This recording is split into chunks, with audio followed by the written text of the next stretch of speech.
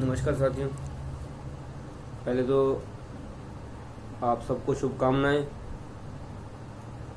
और एक बार ताली भी हो जाए।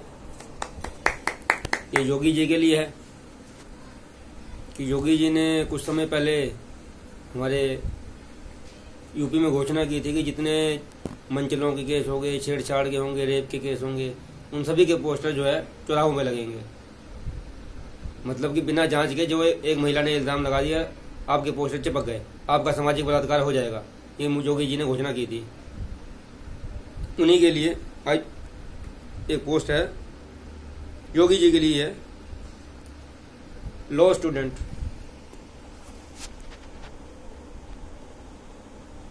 ये आज ही की खबर है।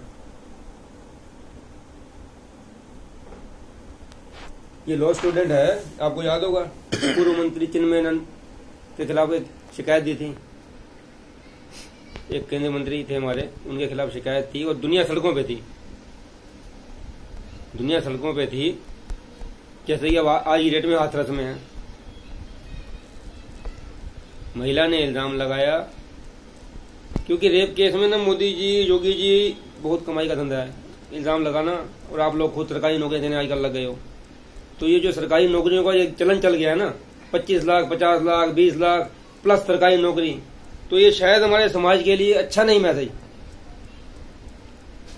हाँ, अगर उस मुजरिम को सजा हो चुकी है, जो आरोपी है आपकी नजर में, जिसको आरोपी, उसके बाद तो ये घोषणाएं करो। आप शुरू में घोषणाएं कर देते हो, वहां से शायद एक गलत मैसेज जा रहा है। अगर कोई रेप वाकई हुआ है, रेप की पुष्टि हो चुकी है और उन आरोपियों को सजा हो चुकी है, तो आप दोनों सरकारी नौकरी, किसने मना किया है? लेकिन अगर ऐसे ही जैसे ये कल तक की आपकी बेटी, यूपी की बेटी, लॉ स्टूडेंट, चिन्मयानंद के ऊपर आरोप लगाने वाली, आज अपने आरोपों से इलाहाबाद हाईकोर्ट में मुकर गई, तो क्या इस महिला के, इस 23 वर्ष की महिला लड़की के बैनर पोस्टर भी आप चौराहे पे लगाओगे?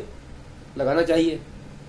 और क्या वही रकम उस पद के हिसाब से, जो मंत्री के मान सम्मान का जो सामाजिक बलात्कार इस समाज ने कर लिया, आपके फैसलों ने भी कर लिया, मंत्री पद तो गया ही है उनका, तो क्या उसको लौटाया जाएगा?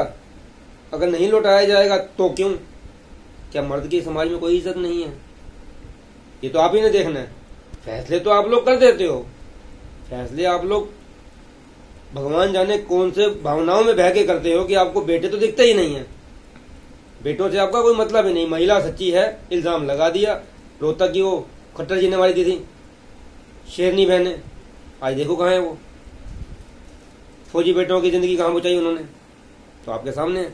अभी कुछ दिन पहले, 5 अक्टूबर की ही बात है, गुजरात में एक पत्रकार भाई ने हमारी बहन से पूछा था, स्वाति से नहीं, स्मृति ईरानी से, कि पुरुष आयोग की जरूरत है, तो बहन ने हमारी सिरे से नकार दिया कि पुरुष आयोग की जरूरत नहीं है। लेकिन वो बॉडी लैंग्वेज जो थी, मतलब नहीं है का मतलब ये था कि फिलहाल नहीं है, क्योंकि ये जो एक तरह से रेप कैपिटल बना दिए गए हैं, हर दूसरे दिन रेप की ही खबरें छप रही हैं। लेकिन जो बरी होते हैं उनका नहीं आता, कितने रेप के झूठे होते हैं उनकी खबर नहीं देते आप लोग। खाली रेप की FIR दर्ज होती है, वो छाप देते हो। 78% झूठे होते हैं, आपको मालूम है, सबको मालूम है, लेकिन उसकी खबर कभी नहीं देता। अगर ये खबर छपी है, हाथरस की छपी, जब हाथरस का केस झूठा साबित होगा, क्या आप लोग खबर छापोगे? क्या वो मीडिया आगे माफी मांगेगा? नहीं मांगेगा। और 100% वो केस झूठा साबित होगा, ये आपको ही पता है, मुझे तो कम से कम मालूम है, कैसे ये केस मालूम था। तो मर्द की भी जो सामाजिक इज्जत है, सामाजिक बलात्कार आप लोग करते हो, आपकी वो प्यारी बेटियां करती हैं, दुष्ट महिलाएं करती हैं, जिनको आप 5 लाख, 10 लाख, 20 लाख की इज्जत के और उनके परिवार को नौकरी देते हो। कृपया करके इन चीजों को रोकिए। फास्ट ट्रैक में कोर्ट में केस चलाइए, महीने, 2 महीने, 6 महीने में सजा, अगर सजा होती है, उसके बाद ही ये नौकरियों का प्रावधान, ये प्रलोभन 20 लाख, 25 लाख, ये बाद में दीजिए। उससे पहले की घोषणाएं मत करिए। जैसे कि अब SIT बिठाई गई हाथरस में, CBI बिठाई गई, अगर रिपोर्ट वहां खुद ऑनर किलिंग का मामला अगर बाई चांस सामने आ गया, तो क्या आप लोग पैसे वापस लोगे? ये आपसे सवाल है।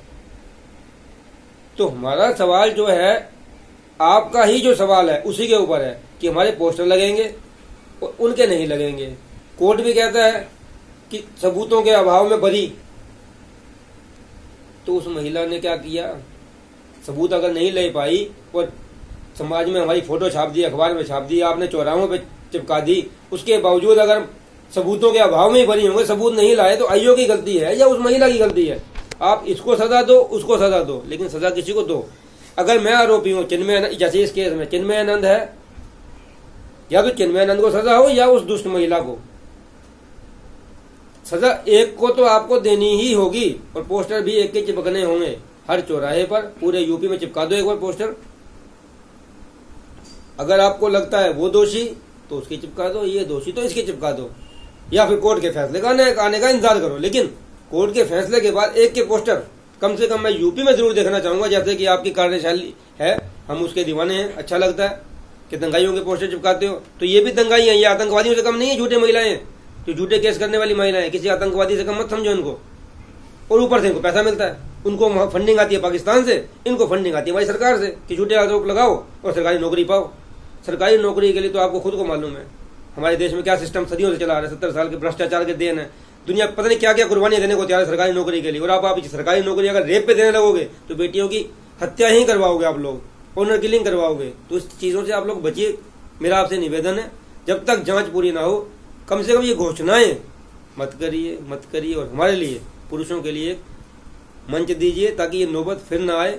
अगर चिन्मयानंद के लिए भी कोई मंच होता तो शायद ये जो आज गवाह मुकर रही है आपकी, इस मुकरने वाली गवाह के ये नौबत ना आती, शायद पहले ही उसकी पोल खुल जाती।